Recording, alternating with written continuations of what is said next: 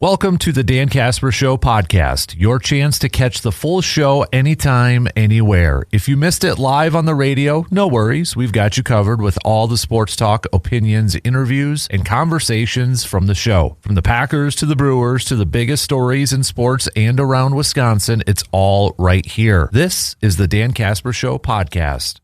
All right, second quarter, second hour, kicking off right now on this Friday Eve, this Thursday morning of May 7th. Thanks for hanging out with us, whether it's on the radio dials or online or YouTube or the app, Alexa, whatever the case may be. Coming up here, we'll get back to some more baseball talk as well. I want to get to C-Bomb's Takeover Thursday topic about the alignment thing that's going out there. Continue to send us your thoughts on yesterday's introductory press conference of Taylor Jenkins being the new Milwaukee Bucks head coach. Your take on what you heard from him, the ownership, John Horst. We heard a little bit from Giannis when he talked to Jim Owczarski from the Milwaukee Journal-Sentinel. So if you want to give us your take on it, whether you think you feel better about Giannis coming back or not, send it on over. We got Tailgate Outdoors coming up next hour, so if you have a question for Jake Bolks, please text those on over too. But Surveyor saying, good morning, DK. Enough is enough. I'm so sick and tired of Badger fans thinking Greg Gard is a bad coach. First off, more than likely, that kid will be in the portal in 2 years anyways, so what's the difference? In today's day and age, is it even necessary to recruit out of high school, especially when the majority of kids aren't ready for college ball? Let's be real and say that the days of sitting and learning are long gone, and why waste your time and energy on a kid that will say goodbye next year? Also, honk if you see a guy in orange over on Rudolph Road and Claremont. So we're talking about the kid from Freedom, Wisconsin. He is going to Iowa State. He chose Iowa State over the likes of Marquette, Wisconsin, Nebraska, and Iowa. Donovan Davis, he is the second highest rated commit in program history and number 38 player in the class of 2027. Iowa State now has the number one rated class by 24/7 Sports. Doesn't matter about in-states college recruits anymore in this day and age in college basketball. What do you think, peeps? What do you think, intern?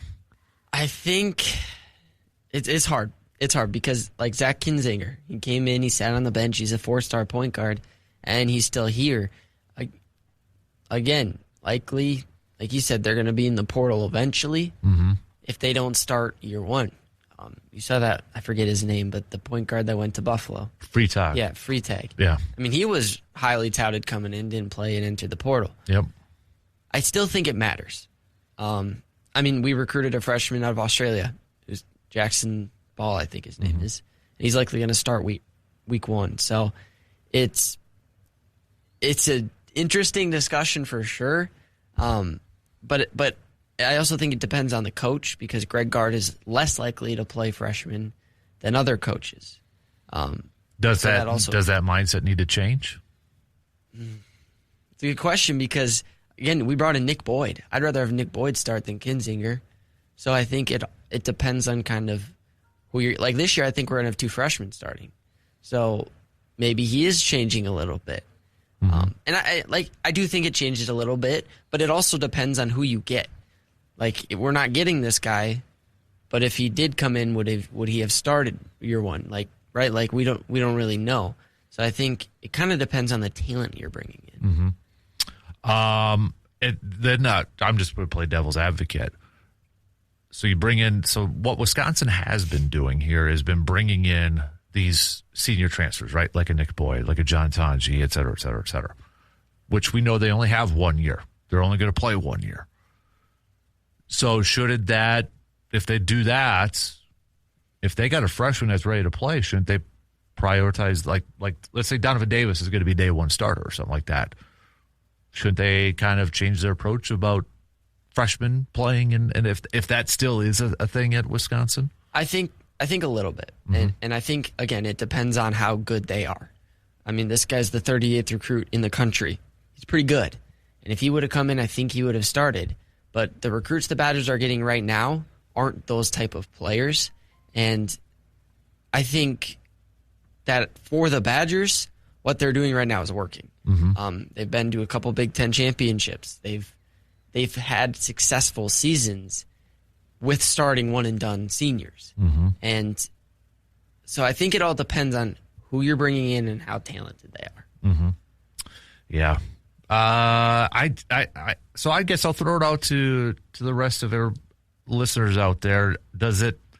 How much do you, because it's changed. I mean, it was a thing back, Bo Ryan head coach, and I go back to the Diamond Stone era when there was a lot of Wisconsin fans upset that Diamond Stone did not stay in Wisconsin, that Bo Ryan wasn't able to get it done, and then we found out more about cash money sort of thing with Maryland and all that, and Diamond Stone only played there 1 year and that. But, I mean, how has it changed? I guess I'm going to throw this out to everybody else. Has it changed? I think it's a cool story to have in-state kids stay, but should that be a priority in basketball anymore? I still think it's kind of a priority in football because there is that growth that, especially when it comes to offensive linemen, right? I mean, you kind of have to grow a little bit more and get a little bit bigger and that.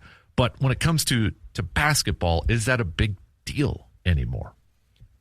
I think, so I'll point to Duke. The last 2 years, Duke has been out in ugly fashion in the tournament, and I think it's because of freshmen. Said the last 2 years, they have to bring in a senior who knows how to win at the big stage. John Shire's a great coach, a great recruiter, only he plays freshmen. That hasn't won him a championship yet. Right. So I think you need some veteran leadership in your locker room. You need a starter that's a senior that's been there, that's done that. And Duke got that in John Blackwell now. So you can find the best freshmen.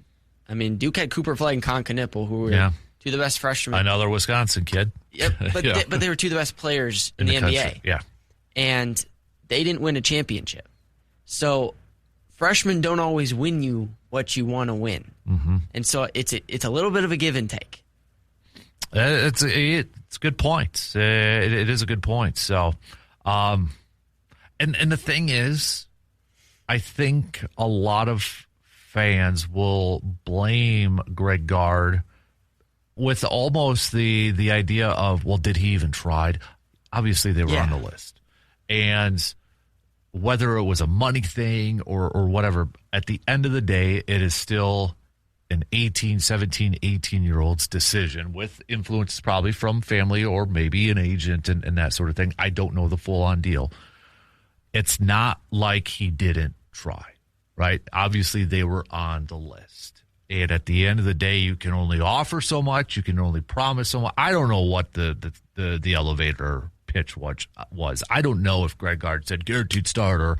I don't know. I don't know any of that. I'm not going to say. We don't know what that message was. But I feel like some people just assume that they didn't even try, or no, they tried. I mean, he made visits to Wisconsin, and Wisconsin obviously tried to do that. It's at the end of the day, it's still a young person's decision. They chose to go to Iowa State. And honestly, you look at Iowa State. Look at the last couple of years. They've been a highly rated program.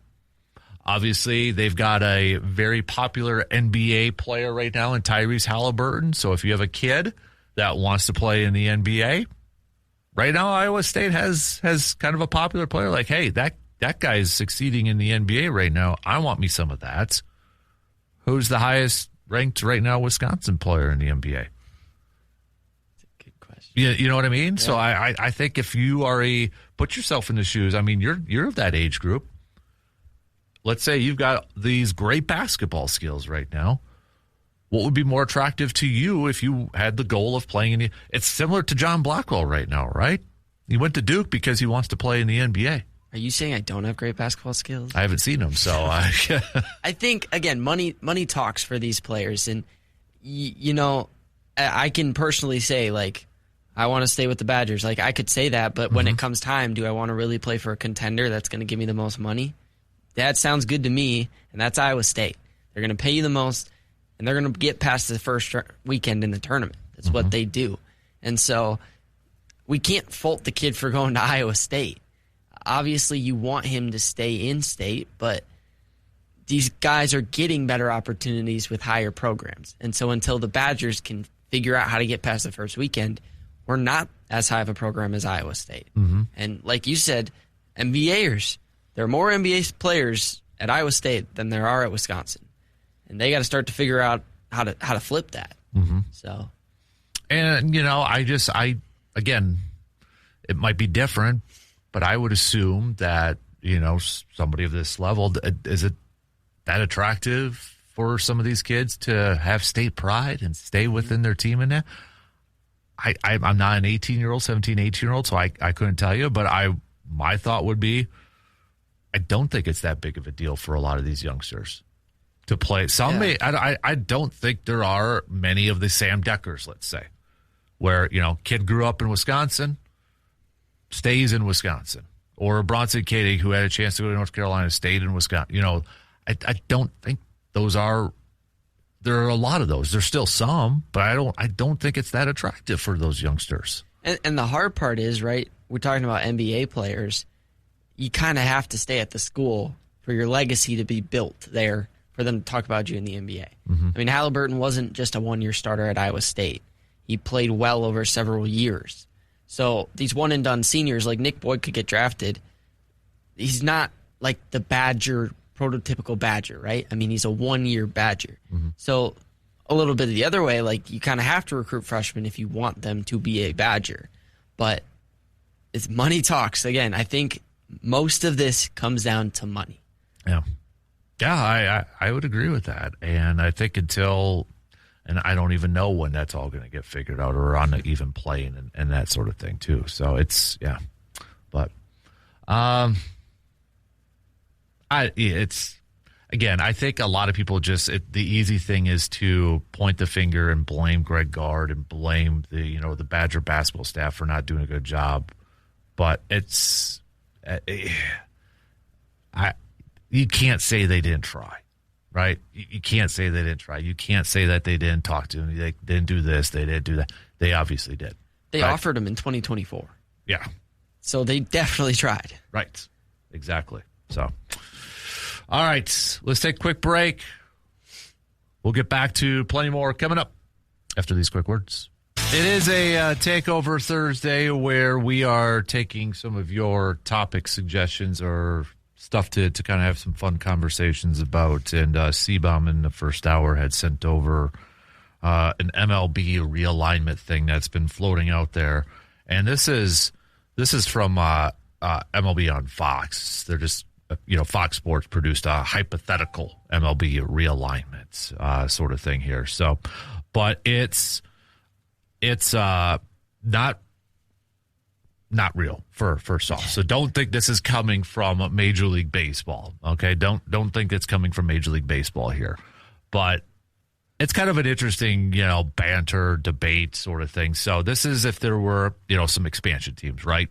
A couple expansion teams here. So this would be a potential realignment according to MLB on Fox here. In the National League Midwest, NL Midwest, Cubs, Sox, Cardinals, Reds.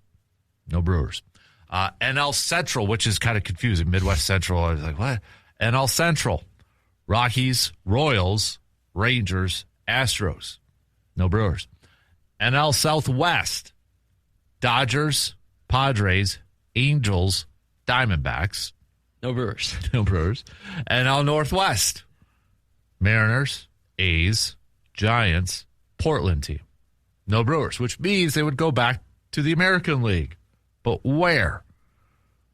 How about the American League Great Lakes? The Twins, the Tigers, the Brewers, and the Blue Jays. Other ones would be the American League Northeast, Yankees, Mets, Red Sox, Phillies. That would be, might as well just call that payroll division. AL Mid-Atlantic, Baltimore, Washington, Pittsburgh, Cleveland. In the AL Southeast, the Braves, the Marlins, Tampa Bay, and then a Charlotte team. Thoughts if that were to be the case? Well, you have one AL incredible division and one AL not good division in the Mid-Atlantic. I don't really see what this fix is. I mean, it's aimed to fix travel issues. I guess maybe there's some travel issues, but they play so many games in a year, there's always going to be travel issues. And I think, there's going to be some potential realignment if you do add a couple of expansion teams here. And, then you can kind of even it out where there's 4 teams per, if they go this route, sort of thing, and even it out there. But obviously with this, and again, it's not official. Just I don't want anybody saying this is going to be happening. But, if this were to be the case, you take away Brewers Cubs, as a division rival. Now, I could still see them scheduling a series like they do with the Twins, right? Yeah. Brewers do a home and away with the Twins. Would they still do that with the Cubs? Absolutely. I think so. I think they would still do that. If you're looking at some of the Reds or the Cardinals, I think you would still have to do that and kind of build it. You wouldn't have it as much, obviously, but I think you'd still have to be able to do that. But, I mean, Twins, it would develop that rivalry more because I think I call it a friendly rivalry. Yeah. It's just one of those things where it's not Vikings-Packers. But now all of a sudden in baseball, if you do put that in the same division, it definitely would boost up that rivalry. So that's kind of intriguing in that aspect. Yeah, for sure. I don't hate it. I mean, it'd make it so much easier with just 32 teams and 4 per division. But like you said, I almost think they would try to keep the Cubs and Brewers. It's like the Packers and the Bears will never separate. And obviously that rivalry is not on that level. Mm-hmm. But for the fan bases in Chicago and the fan bases in Milwaukee, it's that rivalry's, big. So I do think they would try to keep that together. But, I don't hate it. I can't see the White Sox being a National League team. That would just be weird to me for just the history aspect of it. The NL Central is all AL teams right now. Yeah, good point. I know the Astros used to be, but that was a while ago here too. But I don't know. On one hand, I'm also looking at this and saying, hey, that might be a little bit easier of a division for the Brewers to win. And I know the Blue Jays spend some money and such, and the Tigers do once in a while too. But I'm like, hey, now that might be a nicer division. So. Well, and an easier conference because the Dodgers are still in the NL. Yeah, and no matter what, the Dodgers are the best team in baseball. So. The Yankees are good, yes, but you're still not getting the Dodgers. That AL Northeast would beat up on each other so much. Yeah. And I don't know about a Yankees-Mets division where they're together. Pure cinema. Yeah. I think every offseason that would be like, who can spend the most money? Right. Just in that division alone, it'd be a race for that. And then in ours, it's like, who can spend the least money? Besides the Blue Jays. But Yeah. It's fun to kind of look at. I do think you're going to see some shuffling around. Now with no DH, does it really make that much of a difference anymore? When you don't have the DH is universal, does it matter that much anymore? Because remember, before your time, Brewers left the American League and went to the National League. So at that time there was obviously the DH in that, but. I think it's a moot point now with that. The only thing is in consideration is division rivals. Like you have to have Yankees and Red Sox in the same division. Yeah. That just has to happen. You have to have those. You have to have Padres Dodgers. I think you have to have those like intense rivalries still within those divisions. So I don't think you're going to see anything drastic like this would be, but it would make sense to have those divisions in 4 teams. From a number standpoint. So obviously, if they add teams, they have to realign a little bit. Which team is the most likely? So let's say they add the Twins to our division to make it. Which team is most likely to leave? Is it the Pirates? I'm trying to go probably because they're the furthest east, right? I think so, yeah. Yeah. Because I'm just going geography. It's got to be Pittsburgh. Yeah. I think so. I would love the Twins. It'd make for another rivalry, and I'm all about rivalries. So. I like rivalry. I think that's part of being a sports fan is you have to embrace the rivalry. They may annoy you. I mean, we talked about it in football. Yeah. All right, Bears rivalry. It's hey, let's call it. Bears got the best of us. It stinks. It sucks, but it kind of motivates us a little bit more now, right? Yeah, gets us a little bit more into it. And well, for crying out loud, that Brewers and Cubs playoff series, I was probably more into that series. Like I really wanted that series for the Brewers. Like I did not talk to from friends who were Cubs fans. I was just like, nope, we'll talk after. And luckily the Brewers won. So yeah, that was fun. It was a fun series. It was intense, but it was a good one. So yeah, we'll see, but it's just kind of a fun topic to have. Do you? Seabum also mentioned he wants the DH back. I've always loved pitchers hitting, so whenever I can get pitchers hitting, I'll take that. I was one of the guys that didn't like the DH coming in, just again because Brandon Woodruff hitting a home run against Clayton Kershaw we are having some major camera issues on interns. I need to get some tape in that. Was incredible. So yeah. Lifted her up a little bit there. There we go. That's okay. Maybe a little bit down. A little bit down there. A little bit there. Look at that. Attaboy. So would you be DH just in one league or just get rid of the DH altogether? I'd love to get rid of it altogether. The part of it I don't like, and I'm going to be in the minority on this with traditionalists and long time. I don't like where one league had it. Yeah. And the other did it. Yeah. And then when you do interleague games and then you can have it depending on where you're playing, I get it. I understand it. At that point, I was just like, do all or nothing for me. I don't mind pitchers hitting because I do think it adds a little bit more of a strategy element to it in a sense. But I feel like just make both of them. But again, it's a history thing, and I get tradition and I respect tradition and all that. It was just still, right? Because, okay, let's say the Brewers, let's say the National League didn't have the DH yet. Where's Christian Yelich playing? Where's Shohei Ohtani playing? Yeah. I mean, he'd have to play outfield. Does he even go to the National League? Or does he stay with the Angels then? That's Kyle Schwarber for crying out loud. Yeah. But C-Bomb says, I would like to see a rivalry with the Twins. The Cubs have become such a heated rivalry over the past couple of decades. And I honestly feel like the Cubs one it upped more because of the council thing. Mm-hmm. And it started to get there a little bit when the Brewers started to rebound. And then you had game 163 in 2018 and such. So, I mean, you had that rivalry element to it as well, but it really spiked up with council and such. And I know the joke of, Wrigley North and all that, but I would, if there was a way to almost emulate the NFC North with teams, that'd be kind of fun because you have a Detroit representative, you have a Minnesota representative, and you have a Chicago representative in there. That'd be kind of fun. Well, but then you lose the Cardinals aspect, and that's a rivalry too. So I guess, but it works out. So maybe they just leave the Tigers out. Mm-hmm. But I really think the Twins could benefit from being in a different division. Mm-hmm. Yeah. So, all right. Tell you what, let's take a quick break.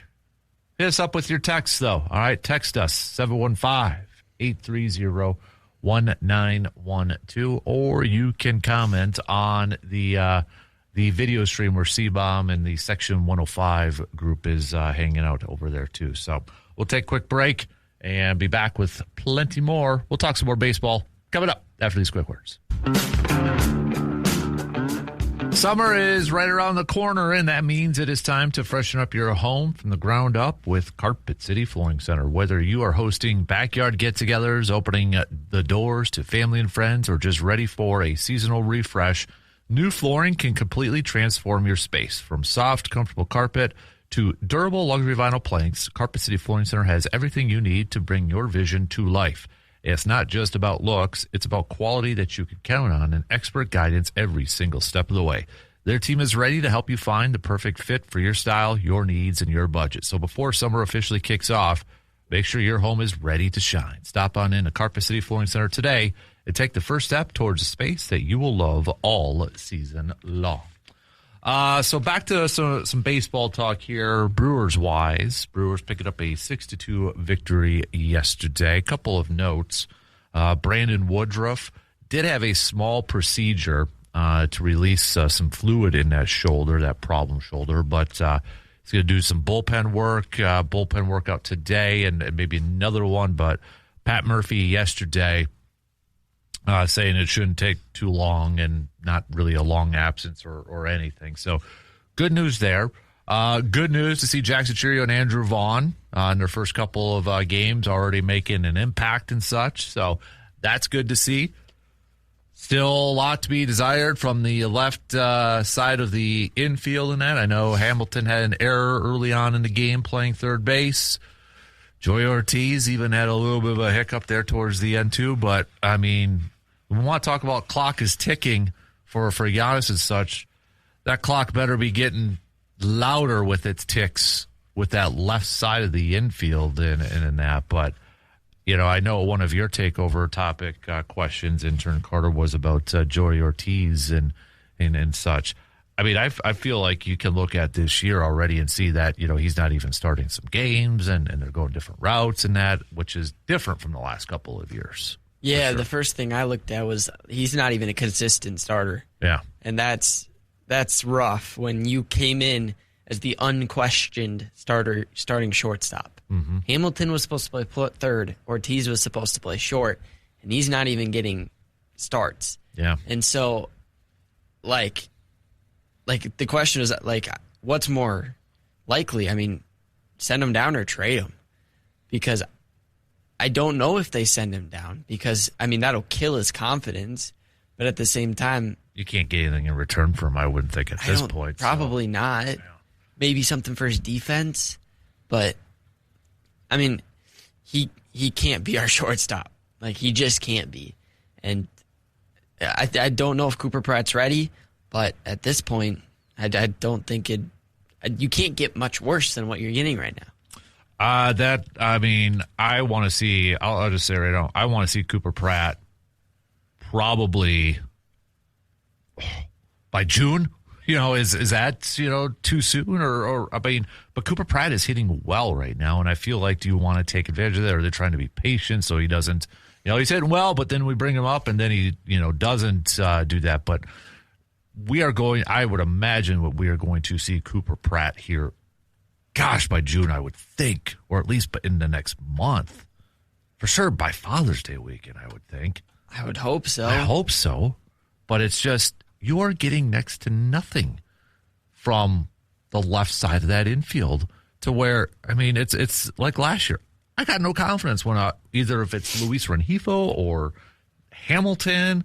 I got more confidence in Hamilton placing a bunt down right now and getting on base. I don't got any confidence in Joey Ortiz. I know he had a hit last night or yesterday afternoon in that, but I mean, that's coming, you know, few far in between here. So, well, and it didn't even get out of the infield. It was a swinging bunt. So the concerning part is his defense has taken a hit as well. And so he's now, I'm sure he's pressing because the poor guy can't really do anything. I mean, it's not for lack of effort, but you can't have Lockridge, Hamilton, and Ortiz at the bottom of your lineup and expect to maintain wins. Mm-hmm. You just can't. And it was a major getting Chirio and Vaughn back, and Tyler Black has actually played pretty well since coming up. Surprisingly, I didn't think he was ever going to be good.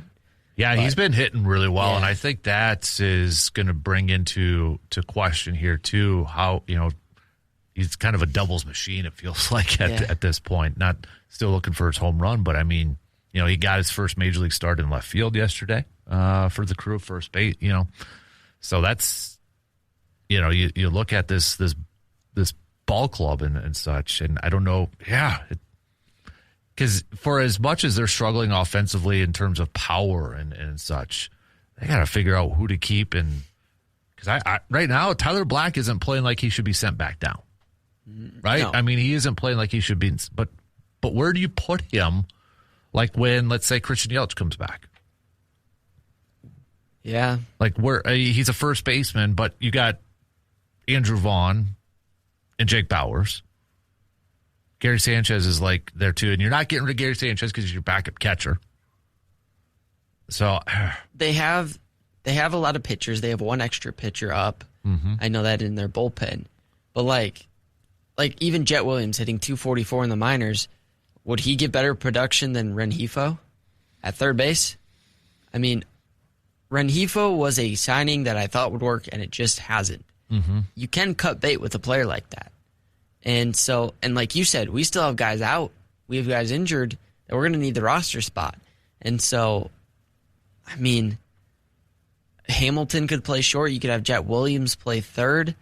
You can't, I was going to say, you can't really send down an outfielder because you only have 4 right now. And even though Mitchell's struggling and Lockridge is giving you nothing at the plate, you need 4, the very least, in the outfield. Black is the 5th. But you definitely need 4. I mean, there's Rengifo, Hamilton, and Ortiz are really the only 3 you can possibly send down right now. Mm-hmm. Yeah. I feel like there's going to be a move made here soon. It's the clock is ticking. Let's get Cooper up here soon and just see what we got with him. That's what I want to see. I think you got to do something here at this point in time. And okay, so if he is the guy and he gets called up, I mean, is Hamilton the primary third baseman? Or is it a rotation between him and Rengifo? Because I feel like the odd man out is going to be Joey Ortiz. I feel like that's the case. I still feel like Jed Williams is going to play at some point here too, but I feel like they're kind of molding him to be more of an outfielder, but he's been playing third in the minor leagues. So, yeah, I wouldn't be opposed if they just say, screw it. Jed and Cooper are up. Yeah. Let's roll with this, for crying out loud.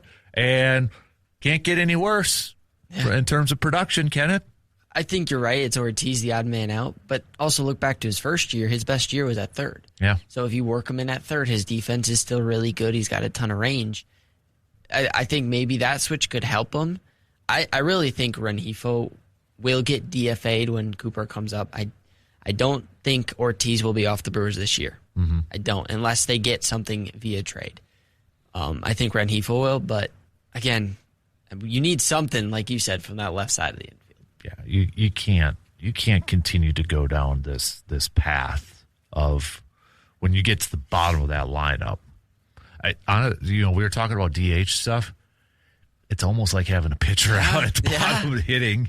I'd rather Brandon Woodruff maybe hitting right now. At the bottom of the lineup. Or can we bring CeCe's going to be there this weekend? I think so. I mean, can we get him in the lineup or a yo-yo, Giovanni Gallardo and such? I mean, it's kind of like a pitcher hitting it, or 2 pitchers right now hitting at the bottom. Yep. It's just bunt and get on and see what happens, or move the runner over. That's what it feels like. So there you go. For all of you that want DH, yeah, you Bruce got it. Have one, yeah. Yeah, you got one. Yeah, or maybe a couple of them.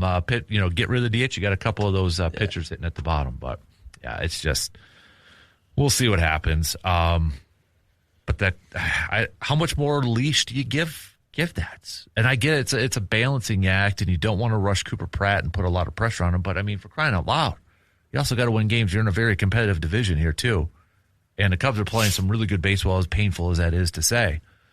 And I know it's only beginning part of May here, but you got to get something flowing here from that side. Well, and you signed him to an extension, so you want him to be your long-term shortstop. Jack Centurio went from AA to the MLB when he signed his contract. Cooper Pratt should be able to, if anything, play defense. If he can hit 200, that's better than what Joey Ortiz is right now. That means he needs 2 hits out of every 10 at-bats. I think he's talented enough to do that. Mm-hmm. So, yeah. All right, we got to take a quick break as we start to wrap up the second hour. We'll be right back in just a couple minutes. Looking for something to do tonight or early this evening, head on over to the VFW Post 305 for their burger contest. Starting at 4 p.m., come on out and cheer on their kitchen staff as they showcase their creations for a chance of getting their burger listed in the Volume 1 magazine for Burger of the Week. And don't forget, coming up on Sunday, Mother's Day, they've got their special Mother's Day buffet going on from 7 a.m. to noon. All moms enter to win a special pampering gift basket. So lots of stuff going on at the VFW Post 305 in Eau Claire, located at 1300 Star Avenue. We've got about 9 minutes left, so let's chat a little football here as we wrap up the second hour. So we heard from some of the offensive position coaches yesterday. Earlier this week, it was the coordinators, and then it was defensive position coaches. And yesterday, some of the offensive assistant coaches, including Ben Sermons, the running back coach. And obviously one player I think we're all kind of curious about is Marshawn Lloyd. He said that he likes what he sees from Marshawn Lloyd right now, but saying we're very optimistic, but we've all been optimistic before, so we just got to wait and see. Spoken like a fan right now, right? You could be optimistic, but who the heck knows? How important is Marshawn Lloyd going to be for the team this year? How important does he have to be for the team this year? I think it's massive. Like, probably the second most important backup behind Love, obviously. But, I mean, Josh Jacobs struggled with injuries last year and just struggled. And I think that was more on our offensive line than it was Josh Jacobs. But they must trust Chris Brooks because Lloyd hasn't proven he can stay healthy. And if Josh Jacobs goes down, remember we let Emmanuel Wilson go. Mm-hmm. So it's only Chris Brooks. I personally don't like it. I still think we should figure out a veteran. There's Gibson on the market. There's Eckler. Bring them in. They can compete even for the job. But if Marshawn Lloyd doesn't stay healthy, you lose the ability to run the ball if Josh Jacobs can't be in there. Because Chris Brooks is a blocking back and a pass-catching back. And so he's gone. Lloyd's gone to several countries. He's tried to get right, but at some point it's like, this just didn't work out. Let's cut our losses and move on. And I'm surprised this wasn't the year. Yeah, I think they want to maybe give him just one more shot just because he's only played, a handful of snaps. Is it 10? I think I saw somewhere 10 snaps in 2 years, which is just good Lord. But, when he was drafted, there was a lot of people thinking he was the best running back in that draft coming out of USC and such. And, maybe he'll turn the corner. It's just we don't know. They don't know. We don't know until they actually get out there and training camp and preseason. But as soon as if knock on wood, if we hear, another hamstring issue, then it's like, okay, you need to cut the losses at this point. I hate to be that cruel in that, but it's like he has to be a very important person on this ball club this year because of what because of the depth behind Josh Jacobs and him being a little bit banged up last year. Well, and everything happened last year with our line. Yep. And our line hasn't necessarily gotten better. They could be better than they were last year, but we didn't add any major pieces to make them better. And so it's on Josh Jacobs. The load is all on him. There's no split carries. Mm-hmm. It's going to be Josh Jacobs and Josh Jacobs only. And hopefully his body can hold up. But for running back, he's getting old. And so I thought they should have added depth. I'm a little concerned about it. There's still some veterans, so maybe if he gets hurt, they can still add a talented one. But he better not get injured. Right, yeah. I look at him and I look at a guy like Savion Williams, too, as two kind of unknown pieces heading into this year. I know it may be not completely fair for Savion Williams entering just his second year, but being a third-round pick, too. I'm really curious to see what the role of those two guys are going to be on the offense this year. Yeah, Savion for sure, because he's going to have to play a role with the depth we have, because he's probably wide receiver 4. Yeah. So behind Watson, Reed, and Golden. He's got to be 4. So he's going to play a role for sure, and Lloyd's going to play a role as well. So they better stay healthy and they better perform. And who knows? Maybe Lloyd stays healthy and he turns into Marshawn Lynch. Who knows? But the first step, obviously, is staying healthy. Christian Watson showed what he can do when he was healthy. So hopefully Lloyd stays healthy and gets that breakout. But yeah. Did you like the Tyrod Taylor signing? Yeah, I thought it was fine. We needed a better backup than Ritter, so it worked. I think I like the fact that it's a veteran. I know he's up there in age and that, but I'd rather, back in the day when I think they took it for granted and just would put in an undrafted kid or a 7th-round rookie as your primary backup. I think you needed to have that established veteran to be put out there. So, and apparently he already dressed the team, according to Jason Vrabel. Or was it Vrabel or Getzier, one of the two, but Vrabel used to coach him in Buffalo, but he already addressed the team and said, I'm here to help out anybody and that sort of thing. So I think and I had read a quote from Rodgers when Rodgers with the Jets and Tyrod was his backup, and I think it helps the growth of Jordan Love too, just to have an established veteran, because when we're watching games, when that quarterback comes off the field, what do we see right away? It's Love looking at a tablet with his quarterback's coach on one side and the backup on the other. And I think to have a guy like Tyrod Taylor, to have another set of eyes to kind of go back and forth with a guy who has started a lot of games and has been in this league, I think that's beneficial for Jordan Love, who maybe has another step to take in his career too. Yeah, and again, like the developmental part, but also I think it'll help a little bit because, I mean, last year we had some delusional Packer fans calling for Love's job. Yeah, that was Willis. Ridiculous. And I don't know if Love listened to that, but that can't be good as a franchise quarterback to hear that. And so I'm sure Taylor can help him through that and just figure it out. And like you said, Love probably does have one more step to take, and hopefully this is the year.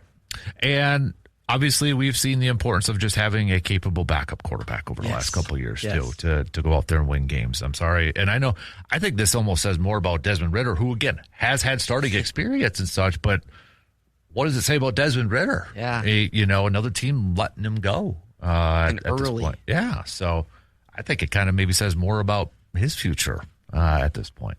But all right, shot clock's going to cut us off in a minute. Send us your outdoor questions for Jake Bilks. Text them on over on that Shoe Doctors bullpen line, 715-830-1912.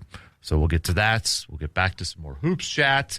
If you want to send us your thoughts on Giannis from the comments yesterday of the Taylor Jenkins introductory presser, please do so. We'll hit that up and kind of go over that again here too. So, and of course, back to more baseball talk. It is a Takeover Thursday. If you have a topic in mind that you would like to throw out there for discussion, please send those on over. Also, enough is enough. What is your sports story or narrative out there right now where you're just like, enough is enough? Send those on over too. So we are at halftime. So we'll take a quick break. We've got some news updates, and we'll be back here in just a couple minutes.